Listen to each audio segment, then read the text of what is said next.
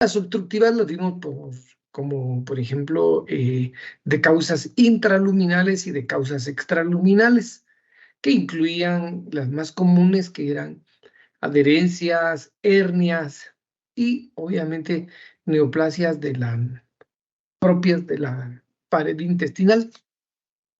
Pero también habían unas otras, como es lo que es el volvulus, que pudiera ser a cualquier nivel, o una invaginación intestinal. Pero entonces tenemos que ir analizando que existen causas de abdomen agudo quirúrgico y causas de abdomen agudo no quirúrgico, ¿verdad? Asimismo, hablando de causas de abdomen agudo no quirúrgico, pues está un infarto, una insuficiencia cardíaca, una neumonía, gastroenteritis, estreñimiento, ¿verdad? Que en realidad no son causas que pueden provocar dolor, pero que no son quirúrgicas. Entonces, el abdomen agudo inflamatorio, pues las causas más comunes que vimos, pues les decía, ¿verdad? Eh, Desde que es una apendicitis, colecistitis, pancreatitis, y a eso quería que vayamos llegando poco a poco. Por ejemplo, en pancreatitis es muy importante que sepamos la clasificación de Baltasar. ¿Se recuerdan ustedes que está la clase A, B, C, D y E? ¿Ah? La A era un páncreas normal, la B es un páncreas con bordes mal definidos, la C con una colección, la D con dos colecciones y la E con más eh, de dos o tres colecciones, con afección intra y extrapancreáticas, ¿verdad? Entonces ahí tenemos que ir viendo qué porcentaje de necrosis puede existir, ¿verdad? Entonces, de acuerdo a esta clasificación tomográfica, si nosotros tuviéramos un ejemplo, por decirles, un páncreas edematoso, eh, obviamente una pancreatitis aguda con un páncreas edematoso y una colección intrapancreática. Entonces decíamos que A es un páncreas normal, B es un de bordes mal definido, C prácticamente con una colección. Entonces eso tenemos que ir viendo las distintas causas que existen, ¿verdad? Eh, entonces quedamos claros, ¿verdad? Que cuando ya hay una colección es C, pero también el porcentaje de necrosis que pueda haber nos va a ir indicando. Y de acuerdo a la clasificación, pueden ver ustedes que de acuerdo al grado de necrosis que exista, ¿verdad? Lo van a clasificar ustedes en porcentajes, ¿verdad? Un ejemplo sería que de acuerdo a la clasificación tomográfica de Baltasar, para una pancreatitis aguda y más de una colección intrapancreática, pues va a tener un porcentaje en este sentido de un promedio de más del 25%, o sea, hablaríamos de un 25 a 50% de necrosis. Pero ese es un ejemplo, ¿verdad? Asimismo, los cuadros de apendicitis que se pueden presentar, vamos a ir viendo la forma de hacer el diagnóstico. O sea, ahorita vamos hablando de manera general, la manera de resumen de lo que vimos. Entonces veamos pues que la clasificación de Baltasar, yo quiero que le pongan mucha atención a la clasificación de Baltasar y el Ranzo. Esas dos clasificaciones importantes, apréndanselas, por favor. Apréndanse bien el Ranzo y apréndanse bien la clasificación de Baltasar, para que ustedes puedan tener una idea que de acuerdo al número de criterios que el paciente tenga, así va a ser el lugar donde se deba hospitalizar. Por ejemplo, un paciente que tiene 3 criterios debe pasar prácticamente al intensivo, ¿verdad? O, por ejemplo, si un paciente con pancreatitis aguda tiene de 3 a 4 criterios, ¿cuál es el porcentaje de mortalidad que podría desencadenar? Un ejemplo, ¿verdad? Por ejemplo, en este caso sería un 15%, pero es un ejemplo que les estoy dando para que ustedes se aprendan bien estas clasificaciones. Bueno, de acuerdo a cada área, yo quisiera que ustedes manejaran un concepto bien claro, que no demos diagnósticos de una vez cuando el paciente ingresa. Este es un cuadro de colecistitis aguda. No, este paciente tiene una apendicitis así, de una vez de ingreso. Tenemos que acostumbrarnos a eso porque, por ejemplo, en una ocasión llegó un paciente a emergencia y se consideró que, bueno, que por el dolor epigástrico ¿verdad? Que él tenía un dolor severo en el epigastrio, se consideró que era un problema péptico. Entonces, es un caso muy interesante porque se convirtió en un problema. Este caso lo llevó un abogado, era prácticamente el papá del abogado. Y inmediatamente se le dijo que era una gastritis. Entonces se brindó tratamiento para la gastritis. Pero 15 minutos después el señor estaba muerto, ¿verdad? Se murió el don. Entonces el abogado pues, discutía, ¿verdad? Que cómo era posible que su papá llegó con un problema péptico, estuviera muerto, ¿verdad? ¿Cómo le explicábamos eso a él? Entonces, yo por eso insisto, no tenemos que dar diagnósticos de entrada, ¿verdad? Sino que realmente tenemos que estudiar bien a los pacientes, porque es problema esto. Y entonces, si nosotros analizamos esta diapositiva, podemos ver que está dividida en cuadrantes, ¿verdad? Y en cada cuadrante hay una cantidad de patologías que pueden provocar un dolor, bueno, una cantidad de causas que pueden provocar dolor en el mismo lugar o causas que pueden provocar dolor a distancia. Por ejemplo, tuve la oportunidad de operar a un niño con apendicitis. Tenía como 8 meses cuando presentó el cuadro de apendicitis. Se operó y cuando tenía 7 años, el niño tenía un dolor en la fosa ilíaca derecha severo, pero él estaba siendo tratado por una neumonía, ¿verdad? Pero tenía un dolor así bien marcado de apendicitis. Bueno, yo dije, yo le hice la apendicectomía, no es posible que ahorita él tenga un cuadro de apendicitis, ¿verdad? Y entonces, en realidad, lo que él tenía era un derrame pleural derecho y daba un dolor irradiado a la fosa ilíaca derecha. Entonces, por eso es que en algunas ocasiones esto sucede, donde el paciente pudo llegar con un problema pulmonar, pero llevaba un dolor referido a la fosa ilíaca derecha. Se hace la apendicectomía y el apéndice es normal. Entonces ya luego dicen, sí, que lo que sucedió es que en sala de operaciones le colocaron un tubo contaminado y hizo una neumonía y en realidad él venía por apendicitis y es al revés, ¿verdad? Él ya llevaba la neumonía y tenía un dolor referido a la fosa ilíaca derecha simulando un cuadro de apendicitis. Entonces eso es muy importante, ¿verdad? Eh, entonces tenemos que manejar cada patología de acuerdo al cuadrante que presente el dolor, así van a ser las posibles causas. Por ejemplo, el cuadrante superior derecho, pues o sea, en el hipocondrio, precisamente dividiendo en 9 partes, en el hipocondrio derecho, pues puede haber un problema en el lóbulo derecho del hígado, una colecistitis, una coleocolitiasis, una hepatitis o un problema de la glándula suprarrenal o un dolor renal. Del otro lado, en el hipocondrio izquierdo, pues obviamente también puede haber un problema del fundus gástrico, del vaso, prácticamente del ángulo esplénico del colon, de la cola del páncreas, del riñón izquierdo, de la glándula suprarrenal izquierda. Y cuando es del epigastrio, pues puede presentar un dolor puramente causado por un problema péptico, que incluye inclusive una úlcera gástrica o duodenal, también del lobo izquierdo, pero también puede presentar un cuadro de infarto, ¿verdad? El caso que les presentaba del paciente que llegó a emergencia pensando que era un problema péptico, es lo que realmente tenía, había presentado un infarto y prácticamente fue a presentar el otro infarto.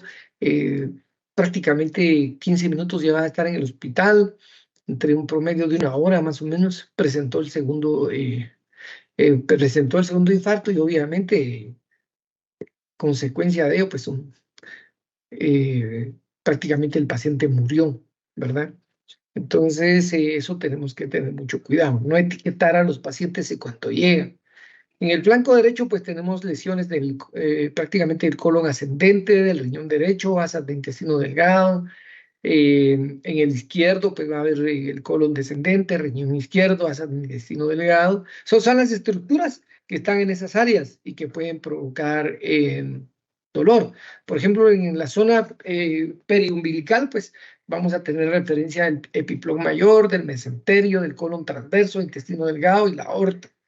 Y a nivel del hipogastrio, pues está la vejiga, el útero y obviamente todas las patologías de origen ginecobstétrico, ¿verdad? En la fosa ilíaca derecha, pues tenemos ubicado el ciego, el apéndice, el anexo derecho y el terminal. Perdón. El abdomen agudo, pues entonces fue un término acuñado por John Dever a finales del siglo XIX. Y muchos le llaman abdomen en tabla o abdomen quirúrgico, ¿verdad? Entonces, entrando de lleno en las patologías posibles, pues habíamos dicho que en el hipocondrio derecho podría ser una colecistitis, un cólico biliar, ¿verdad? Eh, por ejemplo, una neumonía basal derecha y en distintas áreas, las patologías más comunes pues son obstrucción intestinal, una diverticulitis de Meckel, una perforación intestinal, una apendicitis, una ruptura del folículo de Graf, una perforación gastroduodenal, pancreatitis aguda, obstrucción intestinal, divertículos del colon y del lado izquierdo pues también una ruptura de un embarazo ectópico. Por ejemplo, vimos una paciente en emergencia que realmente estaba en edad fértil, tenía un dolor localizado en la fosa ilíaca derecha, por eso es recomendable que todas las pacientes en esta edad fértil también deben ser realizados sus estudios desde el punto de vista ginecológico. En los hospitales, escuelas, pues estos pacientes tienen que ser vistos tanto por medicina interna, cirugía y ginecología. Les decía que hay una paciente que la llevamos a sala de operaciones y los hallazgos pensando en una apendicitis porque no aceptó la evaluación ginecológica. Bueno, se llevó y los hallazgos fueron sangre libre en la cavidad peritoneal. Luego de estar aspirando y viendo de dónde venía la sangre, se encontró un pequeño niño, ¿verdad? Y entonces era prácticamente un embarazo ectópico roto. Bueno, entonces ahí y vemos pues las principales causas de dolor y que obviamente los dolores van a tener origen embriológico e irradiado de acuerdo a su origen embriológico. Todo lo que provoca dolor en el epigastrio tuvo un antecedente del intestino anterior a nivel periumbilical del intestino medio y nivel posterior de origen suprapúbico. Por ejemplo, de origen anterior, pues está el estómago, el hígado, las vías biliares, páncreas, vaso y duodeno. Del intestino en medio, desde el punto de vista embriológico, van a estar las estructuras como la segunda porción del duodeno al segundo tercio del colon transverso. Y en la región posterior, de origen posterior, ¿verdad? Lo que refiere dolor a la región suprapúbica, que es el último tercio del colon transverso al borde anal. Entonces, el dolor se va a ir entre dolor visceral y somático. El dolor visceral va a tener la característica que es un dolor vago, mal localizado, depende del origen de la lesión y del origen embriológico. Habíamos hablado de las tres. Y lo que puede provocar dolor visceral, pues normalmente es una distensión de X intestino, víscera, espasmos, isquemias o irritación química, lo que podría dar un dolor de tipo visceral. Los receptores están localizados dentro de las paredes de los órganos y obviamente en el peritoneo visceral. Entonces, el dolor visceral llega al sistema nervioso central por tres vías, que son los nervios parasimpáticos, simpáticos, nervios somáticos que nervian la pared del cuerpo y del diafragma. La inervación. Ustedes recuerdan que no existe un nervio específico para cada órgano. Eso sería pues muy fácil, ¿verdad? Localizar un dolor, sino que se comparte toda la inervación. Cuando hablamos con ustedes de la vagotomía, se recuerdan que si uno seccionaba el vago a nivel de la unión esófago-gástrico, de la unión esófago-gástrica, se cortaba el vago en su base y por lo tanto era una vagotomía troncular. O sea, hablando de la base del esófago, unión esófago-gástrica. Al seccionarlo aquí se hacía una vagotomía troncular, pero podíamos hacer secciones un poco más hacia la curvatura menor, buscando ese borde y sería una vagotomía troncular, perdón, selectiva. Pero cuando hacemos la resección del vago buscando el cuerpo, en dirección a la curvatura mayor, pues no hasta acá, pero en esta área estaríamos hablando de una vagotomía supraselectiva. Y quedamos que al hacer la sección del vago a nivel troncular, pues denervaba todo lo que era el estómago, el vaso, el páncreas, la vesícula, prácticamente el intestino delgado, hasta la primera porción del colon, ¿verdad? Entonces, al hacer toda esa denervación, iba a comprometer todas esas estructuras y por lo tanto iba a comprometer la función estómago, a nivel del estómago, y obviamente iba a comprometer la función motora y la función secretora. Por lo tanto, para que funcionara adecuadamente el drenaje gástrico, había que hacer una piloroplastia, ¿verdad? Una piloroplastia que era un corte longitudinal y un cierre transverso a través de, por ejemplo, la operación Mikulicz, ¿verdad? De Mikulicz, o que también en determinado momento la misma denervación de la vesícula provocara estasis biliar y por lo tanto predisposición a formar cálculos. Entonces, ahora pasemos al dolor somático. Obviamente este es más agudo y se origina en el peritoneo parietal, raíz del mesenterio y diafragma. Y se ubica en relación a la víscera afectada. Es agravado por el movimiento y se acompaña de contractura muscular. Entonces ya tenemos prácticamente bien localizados los 4 ángulos, ¿verdad? Los 4 cuadrantes. En este caso, pues para ubicar los dolores, pero lo ideal es hacerlo en 9 regiones, ¿verdad? Para poder ubicar de mejor manera el dolor. Asimismo, también hay que tomar en consideración que puede haber un dolor referido. Y a esto hay que ponerle atención, ¿verdad? Que el dolor referido, si ustedes se recuerdan, vimos una gran cantidad de signos y síntomas. Y como les digo, entre más literaturas busquemos, más signos y más signos, es decir, más signos van a existir. De hecho, nos vamos de signos que vamos a conocer muy bien para poder hacer los diagnósticos. Entonces, eso es importante que vayamos conociendo. Entonces, el dolor referido es aquel que se siente en una área del cuerpo diferente al sitio de su origen, ¿verdad? El dolor referido se origina en una estructura profunda, secundario a la presencia de vías centrales compartidas, ¿verdad? Para neuronas aferentes que surgen en sitios distintos. O sea, eso es lo que nos explica por qué hay dolores referidos. Tiene 2 características, puede haber una hiperalgesia cutánea y aumento del tono muscular de la pared del abdomen. Los signos clásicos, pues, a ver, participen ustedes ahí con sus redes sociales, veamos, con su Google, por ejemplo, googleemos ahorita, busquen ustedes qué es el signo de Kerr y qué es el signo de Boas, lo podrán buscar ahí, y alguien que participe, por favor.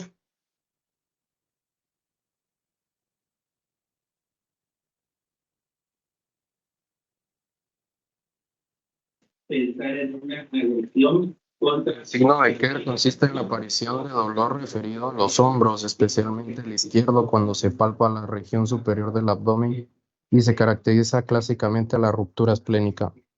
Gracias. Signo de Kerr. ¿Y el de Boas?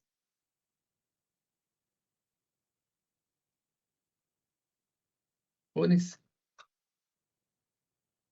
¿Me escucha? Sí, le escucho. Lo que dice aquí, otro hallazgo menos frecuente del examen físico es el examen del BOAS, el cual refiere el dolor localizado a la derecha de las vértebras torácicas T10 a T12. Lógicamente, se asociado también a la hiperestesia. Gracias, soy muy amable. Bueno, entonces veamos, pues, el dolor referido, veamos el de Kerr, ¿verdad? Cuando, por ejemplo, bueno, cuando ustedes están en un procedimiento y hacen una colecistectomía laparoscópica, pues ustedes trabajan el hipocondrio derecho, ¿verdad? También utilizan un neumoperitoneo provocado por CO2, pero cuando el paciente después de la cirugía se queda con un dolor severo en el hombro derecho. Lo mismo sucede cuando tiene una coledocolitiasis. Aquí, por ejemplo, nos habla de hombro derecho cuando puede haber una lesión del diafragma y vesícula biliar, incluye la vía biliar, o sea, el colédoco, por ejemplo, o cuando hay una lesión de la cápsula de Gleason o un neumoperitoneo. Aquí no se habla de un derecho, pero cuando se hace una colecistecto es generalizado. Pues obviamente ese dolor referido a hombro derecho, pues es el famoso signo de Kerr, ¿verdad? También no necesariamente va a ser al hombro derecho, también puede haber dolor referido al hombro izquierdo, dependiendo del área afectada en la región intraabdominal. El diafragma izquierdo da al hombro izquierdo, el vaso y la cola del páncreas al hombro izquierdo. El estómago y ángulo esplénico del colon y un neumoperitoneo izquierdo, pues obviamente también. El dolor referido pues a un plato izquierdo, pues puede ser secundario a una lesión en el vaso o la cola del páncreas, al omóplato derecho, la vesícula biliar y el árbol biliar. Esto es de lo más común, específicamente cuando el paciente llega, dice que le duele el hipocondrio derecho, ¿verdad? Mire, me duele debajo de la costilla del lado derecho, ¿verdad? Y el dolor es tan fuerte que se me va para la espalda. Normalmente se va hacia la región del omóplato derecho específicamente. Entonces uno eso ya lo hace sospechar que tiene un cuadro de colecistitis aguda o una coledocontiasis, ¿verdad? O cuando está el dolor referido a prácticamente al escroto, ¿verdad? O a los labios mayores. Ese dolor que comienza en la espalda, específicamente en la región lumbar, y va hacia el escroto o los labios mayores, es un dolor que prácticamente puede ser provocado por una urolitiasis, ¿verdad? Entonces, problemas del riñón y los uretes van a dar dolor irradiado a la espalda de la línea media, así también el páncreas, duodeno, aorta y arterias ilíacas. Entonces, es importante recordar que un estudio avanzado nunca va a sustituir una buena historia clínica, ¿verdad? Entonces es importante que como nos enseñaron en la universidad, que el diagnóstico, el 80% del diagnóstico lo vamos a hacer con una buena historia clínica, ¿verdad? Y una exploración física para poder confirmarlo con algún estudio de gabinete. Entonces, cuando nosotros hacemos una historia clínica, porque puede pasar, usted entrevista al paciente y por alguna razón se distrajo o le entró un mensaje y volvió a ver el celular y pasa que lo saca de su prácticamente, de su perfil de control, ¿verdad? Y por alguna situación usted se despista, termina de hacer la entrevista y no hace el diagnóstico. Bueno, entonces tiene que retomar y decir, bueno, principiemos nuevamente, hagamos un resumen y vuelve a hacer la historia, el interrogatorio para poder ya llegar a ese 80% que se busca. Porque si obviamente no hace el diagnóstico con una buena historia clínica, entonces pues es complicado, ¿verdad? Pero es que esto nos tiene que ayudar realmente para orientarnos, para ver qué tipo de estudios vamos a hacer, ¿verdad? Entonces, nunca va a pasar de moda Alicia. ¿Se recuerdan ustedes que eso que nos enseñaron cuando empezamos a estudiar medicina? Que era dónde aparecía el dolor, dónde estaba localizado, la intensidad, sus características, si se irradiaba y si se aliviaba. Por ejemplo, yo les pregunto a ustedes, ¿qué posición toma un paciente cuando tiene un cuadro de pancreatitis aguda? ¿Alguien me puede decir? La maomentana, doc. Exacto, muy bien, esa posición es la que el paciente va a tomar, ¿verdad? Eso estuvo muy bien. Entonces, recordemos pues que el tipo de dolor nos puede ayudar. Aquel dolor que dice él o la paciente que es un dolor que es tipo cólico, ¿verdad? Es aquel dolor que aparece y desaparece, aparece y desaparece, viene y se me quita por cierto tiempo y vuelve a aparecer. Esos cuadros casi no tienden a ser quirúrgicos. El dolor quirúrgico es aquel que aparece, ya no se resolvió y sigue intenso y en ningún momento toma una pausa, ¿verdad? Entonces, el dolor obstructivo como obstrucción, obviamente obstrucción intestinal y eliminación de un cálculo ureteral o la colestitis aguda, podría ser así, ¿verdad? El cólico presenta peripatismo del músculo liso e intenta mover un objeto más allá de la obstrucción. O sea, en procesos obstructivos puede pasar eso, ¿verdad? Entonces, hay que tomar en cuenta también algunos aspectos importantes. ¿El dolor va acompañado con anorexia? No. Si el paciente tiene estreñimiento o tiene diarrea, ¿verdad? Un paciente que normalmente primero tiene diarrea y luego pues va a tener dolor, pues obviamente eso puede ser una gastroenterocolitis, o aquel paciente que primero vomita y después va el dolor, pues puede ser una intoxicación alimenticia, o aquel paciente que tiene dolor abdominal severo, pero tiene historia de no poder defecar. Entonces usted piensa, o es una obstrucción o está estreñido. Siempre hay que descartar esas causas, que es primero, ¿verdad? Pero hago énfasis en que deben saber bien la escala hablando de aquí de anorexia, y recuerdo que en la escala de esta, la anorexia tiene un valor en la escala de Alvarado. ¿Alguien tiene la escala de Alvarado ahí a la disponibilidad para poder ver cuánto vale la anorexia? ¿Vale un punto? Un punto. Doctor. Va, entonces, aprendan ustedes que de acuerdo a la clasificación de Alvarado, por ejemplo, ¿cuál es la valoración para considerar que se trata de un cuadro de apendicitis? ¿Verdad? ¿Será 1, será 2, será 3, Oye, era 7. 4? Sí, 7.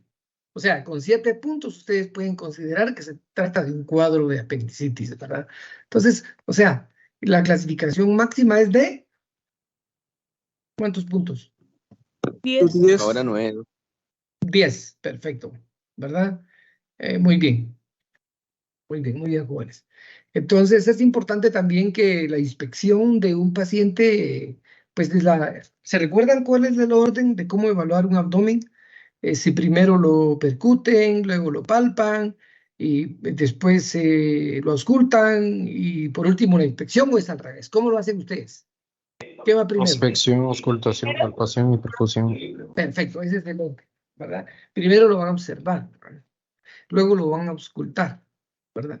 Entonces, esos son los dos primeros, la inspección, ¿verdad? La auscultación, la palpación y la percusión.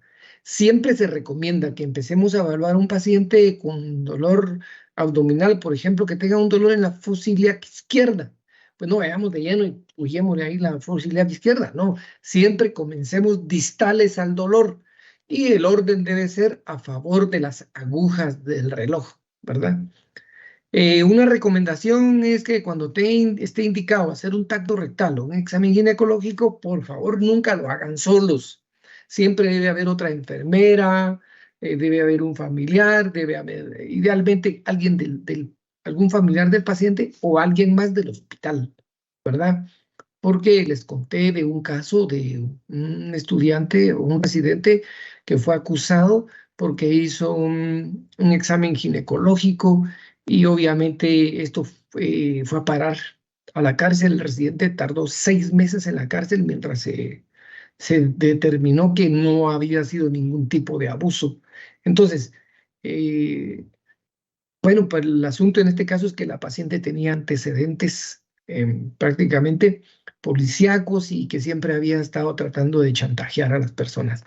Entonces eso hizo que salvara al residente, pero para evitar que ustedes o nosotros caigamos en un problema de eso, nunca hagan un tacto rectal ni un examen ginecológico solos. Siempre debe haber un familiar del paciente o idealmente que haya personal de enfermería, ¿verdad?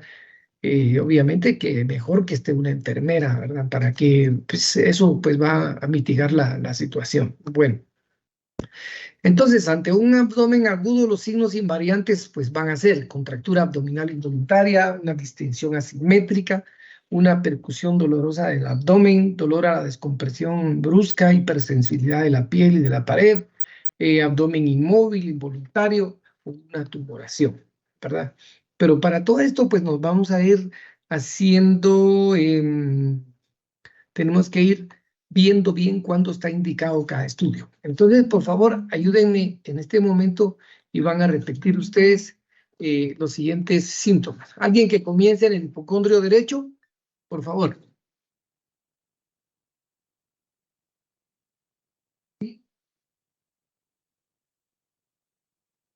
Neumonía basal derecha, enfermedad hepática, hepatitis, congestión, absceso, colecistitis aguda, pielonefritis aguda, cólico. Muy bien, gracias. Entonces, bien, pues yo quiero que manejemos, que se nos quede bien claro que no tenemos que dar un diagnóstico en cuanto el paciente entra, ¿ya? Como tú dices, hay un paciente que acuse dolor del hipocondrio derecho, pues puede tener una neumonía basal derecha, puede tener un derrame pleural derecho, puede tener un problema hepático, una hepatitis, puede tener un absceso hepático, que puede ser bacteriano o mediano, puede tener una colecistitis aguda, puede tener una coledocolitiasis, puede tener una pielonefritis aguda. ¿Se dan cuenta todo lo que puede tener? Y no pensar rápido en la vesícula, ¿sí? Entonces, por ejemplo, ¿por qué les digo esto? Porque, bueno, por muchas razones, pero por ejemplo, cuando un paciente, bueno, estos días me llamaron que fuera a ver una paciente, es que queremos que usted la vea y que es su paciente, porque allá va a morir, y entonces queremos que usted extienda la certificación, me dijeron. No, dije, ¿por qué va? Yo creo que tenemos que tener cuidado con esto. Hacer certificaciones no es nada más, ¿ya? Tenemos que tener la evidencia que pueda convencer a un abogado que esa fue la causa de muerte, ¿verdad? Por ejemplo, el hospital no extiende una certificación si el paciente lleva 24 horas de estar hospitalizado. Yo no sé si ha cambiado un poquito la regla, pero no se hacía una certificación si no tenía 48 horas de estar hospitalizado. Entonces, o sea, tiene que haber cierto margen para poder estudiarlo y poder hacer una certificación, ¿verdad? Entonces nosotros caemos a esto. No podemos dar un diagnóstico porque puede variar. Por ejemplo, en la fosa ilíaca derecha, les digo, en una ocasión teníamos un paciente que a las 7 de la noche se le diagnosticó una apendicitis. Bueno, entonces, había que operarlo, ¿eh? Pero ¿qué sucedió? A la hora de intervenirlo con la Rocky Davis, se vio que lo que tenía ahí era bilis. Imagínense, qué caso tan feo, ¿va? Encontrar bilis pensando que uno va a operar una apendicitis y encuentra bilis regada en la cavidad. Es como ese otro que les dije que encontré sangre en la cavidad. Bueno, pues ¿qué había que hacer? Quitar el apéndice e irse para arriba, hacer una incisión, otra incisión, ¿verdad? Una mediana, por ejemplo, ¿verdad? Una mediana supraumbilical, y lo que se encontró era que tenía el paciente una colecistitis perforada, ¿ya? ¿Y dónde el apéndice? Era una colecistitis perforada. Entonces, el diagnóstico diferencial es muy importante. Vean lo que les decía del epigastrio, ¿va? Pues uno dice, no tenga pena, es un problema péptico, démosle su antiácido o su tabletita de cualquiera de estas que utilizamos, lansoprazol, pantoprazol, esomeprazol, cualquiera, ¿va? O le inyectamos. Pero vean, no puede ser simplemente un problema péptico. Puede haber una angina y lo peor de todo es un infarto del miocardio. Y este es el caso que les hablé, ¿verdad? El abogado llegó a su papá, se pensó que era un problema péptico, se le dio para el problema péptico y luego el paciente se muere ahí mismo. Yo recuerdo bien ese caso, el abogado ahí estaba que chavarrayos, ¿ah? Porque cómo era posible que su papá tuviera un problema péptico y estuviera muerto, ¿verdad? No es posible que se haya muerto de una gastritis. La conducta hubiera cambiado si ustedes ven una persona de edad, tiene un dolor péptico, ¿verdad? Pero ustedes pueden decirle, bueno, pues vamos a descartar por frecuencia un problema péptico, pero puede tener un cuadro de pancreatitis, puede venir prácticamente un proceso de un infarto y en camino otro, ¿verdad? Una neumonía, un derrame derecho o izquierdo, ¿no? Un cuadro de angina. Entonces, eso cambia. Entonces, dice, bueno, hay que estudiarlo, ¿verdad? Hay que estudiarlo y ir prácticamente eliminando uno por uno. Lo mismo en el hipocondrio izquierdo, puede haber una neumonía basal izquierda, una angina, un infarto del miocardio, ruptura del vaso, un problema péptico, pancreatitis, pielonefritis aguda. Vean ustedes cómo va cambiando todo el panorama de lo que uno tiene que descartar y no prácticamente quedarse estancado en que va a ser cierta cuestión, ¿verdad? Bueno, en el flanco derecho pues tenemos un problema péptico, pielonefritis aguda, cólico, un apéndice retrocecal. Aquí hablando de las posiciones del apéndice, por favor vean bien las preguntas. Si les preguntan cuál es la posición del apéndice en relación al ciego, por ejemplo. ¿Se recuerdan ustedes que puede ser presecal, subsecal o retrocecal? ¿Ya? En relación al ciego, pero si les dicen cuáles son las posiciones del apéndice en relación al ilion terminal, puede ser preilial, subilial o retroilial, o en otro caso puede ser una posición hacia la pelvis, intrapélvico. Y la posición, por ejemplo, más frecuente es la retrocecal, y que obviamente la posición del apéndice nos va a dar, ese es un dato muy importante, no necesariamente un cuadro de apendicitis nos va a permitir que estén todos los signos, ¿verdad? Que esté Bloomberg, que prácticamente esté Robson, que esté obturador, porque como cuando lo platicamos en su momento, los síntomas van a depender de la posición del apéndice. Y prácticamente, como ustedes saben, en medicina todo es relativo. De hecho, puede haber un paciente que tenga todos los signos, puede ser. En una ocasión también operamos un paciente con un dolor severo en la fosa ilíaca derecha. Se fue a sala de operaciones y lo que encontramos fue una masa en el cielo. Es algo que uno no quiere, pues, porque uno lo que está tratando de hacer es una apendicectomía. Y en este caso, al encontrar una masa en el ciego, uno se pregunta, bueno, ¿y cuál es el diagnóstico? ¿Qué tipo de masa es? ¿Verdad?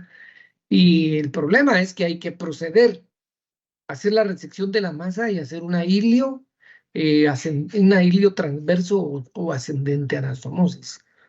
Resecar un buen segmento del ilio y un buen segmento del colon, y usted lo tendrá que tratar de inmediato como que fuera cáncer del colon, del cáncer del ciego, ¿verdad? Yo tuve un caso así, y le tuvimos que hacer una ilio ascendente anastomosis, lo que era simplemente un apendicitis, ¿verdad? Entonces, eso es que hay que explicarlo muy bien a la familia. Entonces, este cuadro todo lo deberíamos bueno, cualquiera lo puede bajar de las redes, ¿no? Lo pueden tener ahí y tenemos que verlo constantemente o hacer una fotocopia y pegarlo ahí a un lado de la refri, si ustedes quieren, y estar constantemente viendo. En el mesogastrio puede haber un dolor ocasionado por una pancreatitis aguda, una enteritis, una obstrucción, una isquemia, una diverticulitis, una isquemia mesentérica, un aneurisma. Pero tenemos que pues, tener en mente todas las posibles causas de acuerdo al cuadrante que esté localizado el dolor para poder hacer un diagnóstico diferencial adecuado. Y en el flanco izquierdo, una pancreatitis aguda, una enteritis, obstrucción de intestino delgado, una isquemia mesentérica, una diverticulitis de Meckel, una pielonefritis aguda, un aneurisma aórtico o un tumor de colon izquierdo.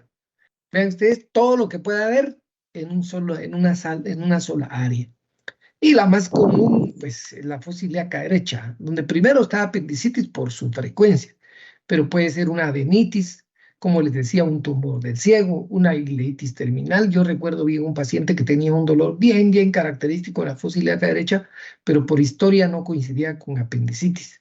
Afortunadamente el paciente se pudo hacer una tomografía y concluimos que era una ileitis terminal.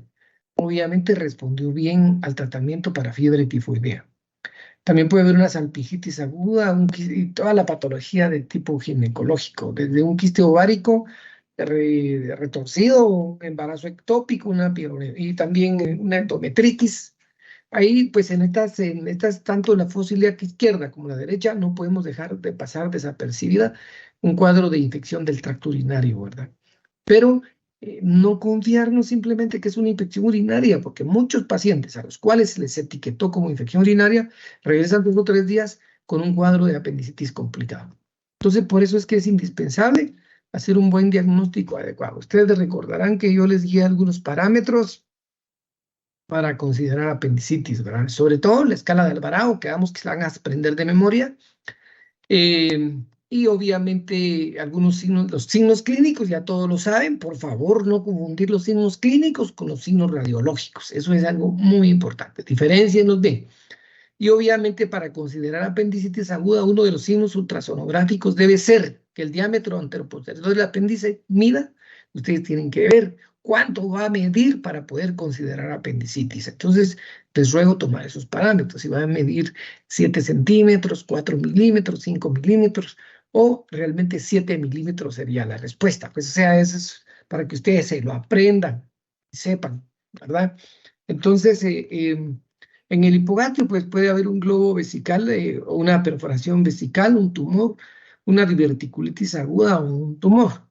En la fosa ilíaca izquierda, pues puede haber una diverticulitis aguda, un tumor del colon, inclusive descendente, del sigmoides específicamente, salpingitis aguda, quiste ovárico, embarazo ectópico, pielonefritis aguda, cólico, epididimitis. Esto es algo muy importante. La epididimitis, yo podría hacerles una pregunta. De las siguientes son causas de dolor abdominal de la fosa ilíaca derecha es en mujeres, ¿ya?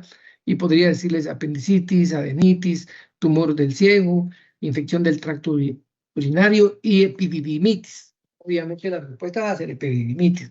Bueno, entonces el objetivo de hoy es que comprendan que cada área de dolor comparte ciertas áreas que podrían hacernos pensar en otra posible patología. Por lo tanto, es importante que sepamos todas las patologías de ese cuadrante para poder descartarlas. Vean, un infarto del miocardio comparte una área de dolor con lo que podría ser lo que provoca una úlcera péptica perforada. Entonces, eso es importante que lo analicen detenidamente. Bueno, y si uno se pone a pensar todo lo que puede haber, todo esto puede provocar, todos los órganos que están aquí representados pueden presentar una patología, ¿verdad? Y esa patología es la que a uno prácticamente lo que conduce a pensar en la caja de Pandora. Ahí puede haber cualquier mal. Y no hay nada peor que uno ingrese a un paciente a sala de operaciones por un abdomen agudo y se encuentre con la sorpresa que no era quirúrgico. Por ejemplo, algo desagradable así es un cuadro de pancreatitis aguda y que usted lo llevó a sala de operaciones por un abdomen agudo y encuentra una pancreatitis, pues es un fracaso porque no es de tratamiento quirúrgico, ¿verdad? Bueno, por eso es importante pues hacer el diagnóstico de todas las posibles causas. En resumen, las causas quirúrgicas inflamatorias son apendicitis, colecistitis, pancreatitis, divertículo de Meckel y abscesos hepáticos. Esas son prácticamente las principales causas inflamatorias, ¿verdad? Bueno, por perforación, pues puede ser una perforación de cualquier parte del tracto gastrointestinal, ya sea por una patología, por ejemplo, fiebre tifoidea o por un trauma. Tomen en cuenta ustedes que un paciente que tiene una perforación del yeyuno no va a presentar la sintomatología tan rápido como alguien que tiene uno en el duodeno o en el hilo terminal o en el colon. El yeyuno, la sintomatología es tardía. ¿Por qué? Porque el yeyuno, si ustedes analizan qué significa yeyuno, significa vacío. Entonces, la sintomatología va a ser un poco lenta. Y las obstructivas, pues pueden ser por adherencias, por confección, por un crecimiento de una masa, por vólvulos y por una invaginación. Entonces, se recuerdan pues que radiológicamente yo les dije las características del intestino delgado para considerarlo dilatado. ¿Cuáles son las causas? ¿Por qué se ve el apilamiento de monedas? ¿Alguien me puede decir por qué se ve el apilamiento de monedas?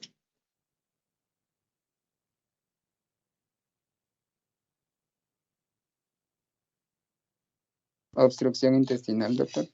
Sí. Tal vez no hice bien la pregunta.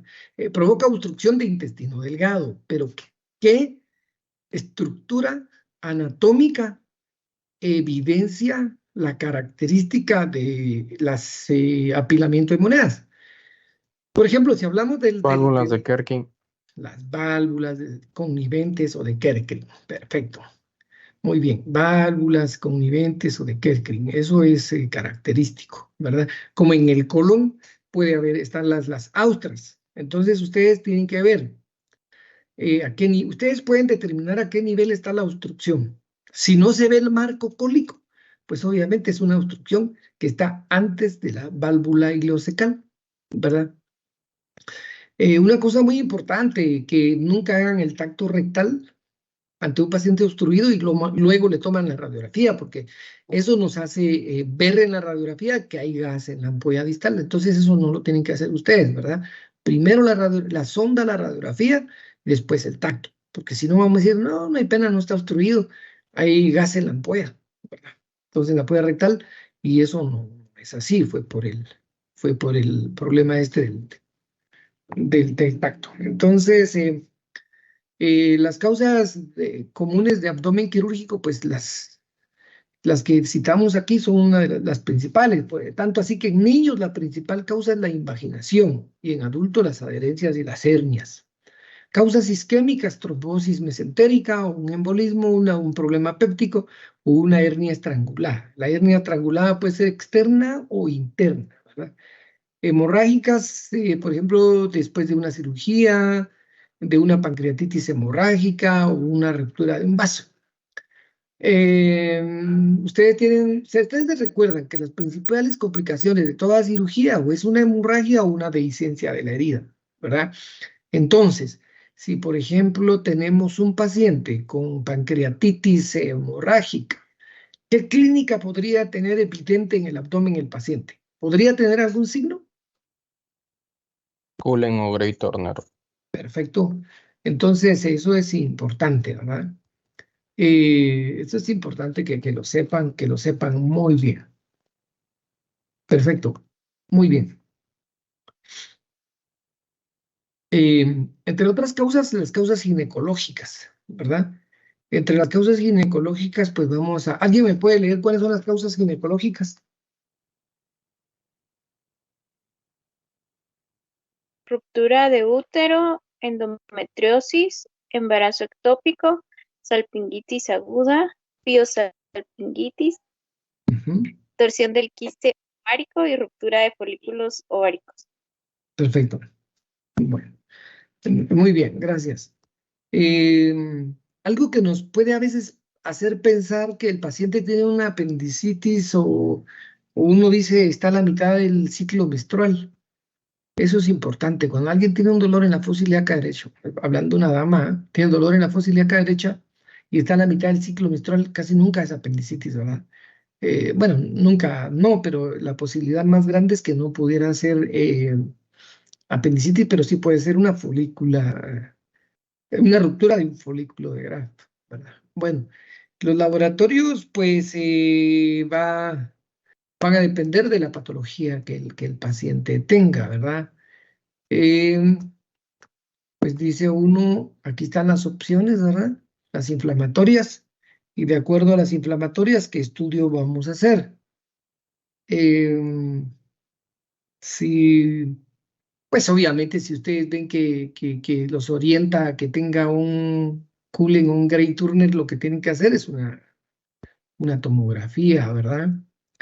Entonces tenemos que ir ubicándonos de acuerdo, si el paciente, pues obviamente consideramos que está obstruido, pues la clínica y una radiografía es suficiente para ver qué tipo de obstrucción tiene, si tiene un volvulos, si hay una invaginación o puede haber obstrucción a distintos niveles. Bueno, las hemorrágicas están bien claras aquí, bien descritas. También podríamos hablar ahí de una hemorrágica después de una cirugía, dice. Si, por ejemplo, estábamos hablando de aquellas famosas cirugías que se hacen por cáncer gástrico, que era la Billroth 1 y la Billroth 2. ¿Se recuerdan ustedes que era qué remanente, es decir, el remanente gástrico en una Billroth 1, ¿a dónde se anastomosa? Al duodeno. ¿Y el Billroth 2? ¿La Billroth 2? Yuyuno. Perfecto, está muy bien. Muy bien, entonces eso es algo muy importante que tenemos que saber. Por ejemplo, también les había hablado aquí, por ejemplo, de la pancreatitis aguda, que podían haber una gran variedad de causas, de agentes etiológicos pero también les hablaba de una muy temida. Si ustedes tienen un paciente diabético con colecistitis joven y tienen un anciano con colecistitis es decir, tienen un joven diabético con colecistitis y tienen a una edad de un ancianito, pero sin colecistitis, pero sin diabetes. Así es la cuestión. Vamos de nuevo. Si ustedes tienen dos pacientes con colecistitis aguda, uno es diabético y el otro no, ¿a quién operan antes? Al diabético. Al diabético. Siempre, al diabético. Sobre todo, ¿se recuerdan ustedes que él puede desencadenar rápido una colecistitis ¿qué? Enfisematosa. Enfisematosa, perfecto. ¿Provocada por qué tipo de germen?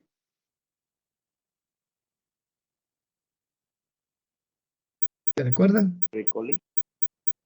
Uno, eso puede ser, pero no. Traten de recordar cuál es el germen que más causa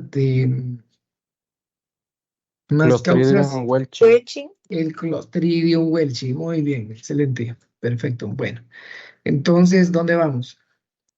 Todos los laboratorios, de acuerdo a lo que dijimos, ¿verdad? Y las pruebas de laboratorio que más vamos a utilizar son las elementales, ¿verdad? Dada la rapidez, hematología, tiempos de coagulación, orina, bilasa, lipasa, dependiendo si estamos sospechando pancreatitis, ¿eh? Proteínas C reactivas, descartar embarazo, y en su momento la prueba de detección del SARS-CoV-2. Perdonen que tengo un poco de bulla aquí afuera, un momento. Bueno, un momentito.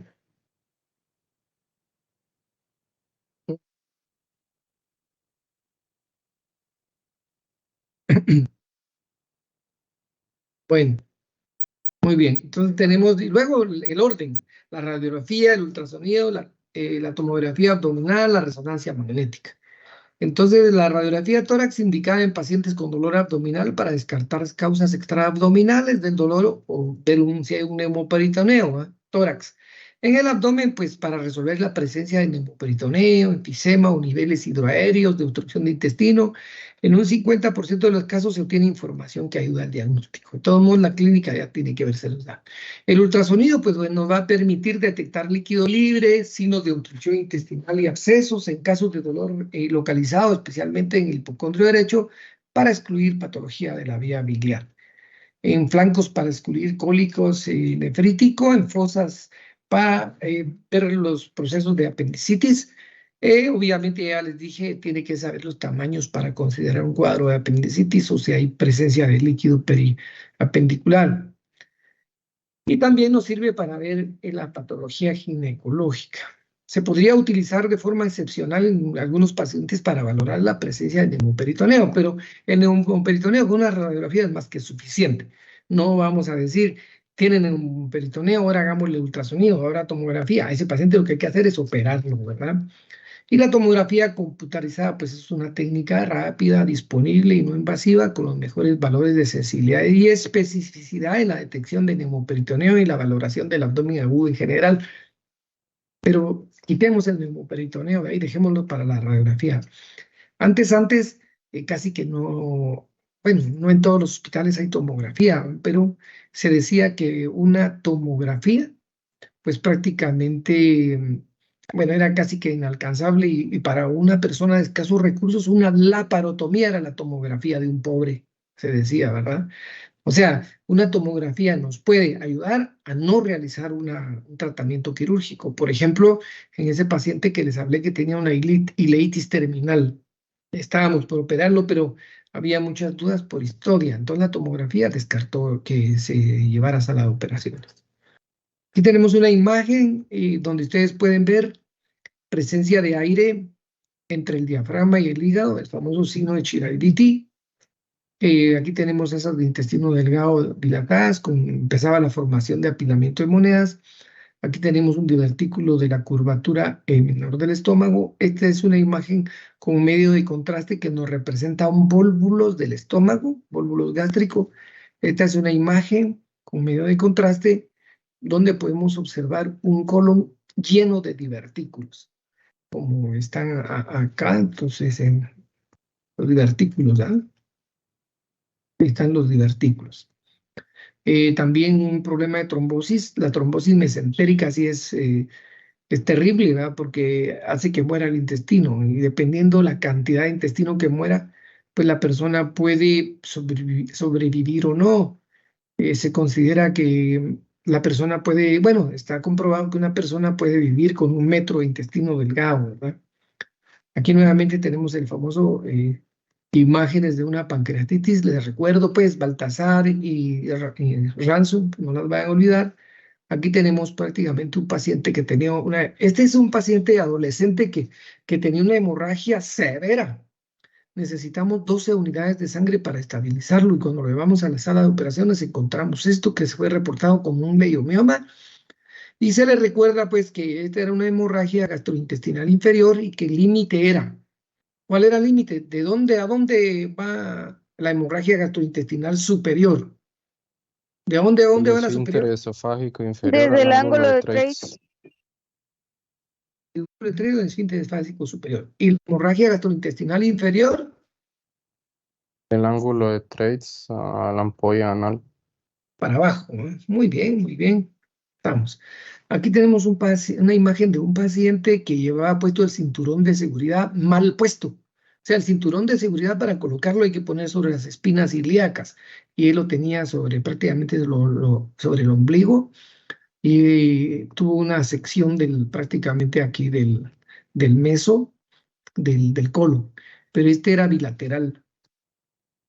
Tenemos un paciente que tenía dolor abdominal tipo cólico que empezó a defecar heces en jalea de Grosella. Por lo tanto, ¿qué diagnóstico es?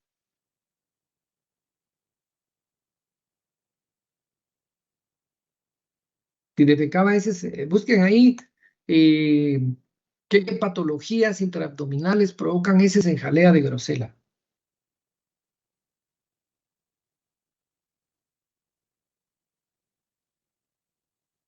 Jóvenes. Intussuscepción. Exacto, una intussuscepción o una invaginación. Esto es lo que pueden ver ustedes. Cómo el hilo terminal está dentro del ciego. Muy bien. Tenemos nuevamente asas de intestino delgado, que no es más que la evidencia de un cuadro obstructivo. Y las asas de intestino delgado se forman por las válvulas conviventes o de Kerkring. En esta imagen tenemos una rotación del intestino que se llama volvulus, ¿verdad? Vean ustedes la imagen radiológica y los hallazgos transoperatorios. Vean. Bueno, una enfermedad de Crohn. Y esto es lo que no queremos, jóvenes. Que el diagnóstico, que el paciente consulte tarde, no queremos. Que ustedes se tarden en hacer el diagnóstico, mucho menos. Porque cuando uno deriva a un paciente, aquí hay varios errores. Primero, que el paciente consultó tarde. 1. 2, que el diagnóstico se pudo haber hecho tarde. 3, que teníamos que hablar del manejo de estomas. Por ejemplo, aquí tenemos un paciente con una colostomía, pero si se dan cuenta, está muy al ras de la piel y por lo tanto todas las secreciones intestinales, biliares, pancreáticas e intestinales, vean cómo hacen la piel, erodan la piel. Fue pues porque hay una mala técnica en la elaboración de la colostomía. De hecho, hay veces que queda así porque no se puede exteriorizar más por algún problema intraabdominal, pero normalmente debe quedar rebosante colgando sobre la bolsa de colostomía. Cuando esto sucede, una buena opción es aplicar colestiramina más óxido de zinc. Mezclan ustedes la colestiramina con el óxido de zinc y eso les va a ayudar a regenerar o a reepitelizar al área expuesta. En conclusión, el abdomen agudo incluye muchas posibles patologías, siendo útil conocer las causas más frecuentes por cuadrantes abdominales, ¿verdad? Es importante, pues, aprender claramente todas las causas, todos los órganos que pueden estar ubicados de acuerdo a su posición y así nos pueden dar la sintomatología, teniendo un buen diagnóstico diferencial para poder hacer una buena selectividad de la causa específica. Entonces, el conocimiento de la fisiopatología de los distintos procesos, la realización de una historia clínica completa con detalles del síntoma cardinal, el dolor y una cuidadosa exploración abdominal y general son definitivas para orientar un diagnóstico diferencial. Es de que muchas gracias y las preguntas ahora no le tocan a ustedes, me tocan a mí. Y mañana espero que les vaya bien en su examen. Yo tengo que estar en una conferencia, entonces no voy a poder estar con ustedes, pero si se suspendiera la conferencia, nos vemos allá, pues, y si no, pues espero haber colaborado con ustedes. Así es de que enciendan su cámara para la última foto, ¿verdad? Los que gusten, ¿verdad? Gracias, Johan. Gracias, Susana.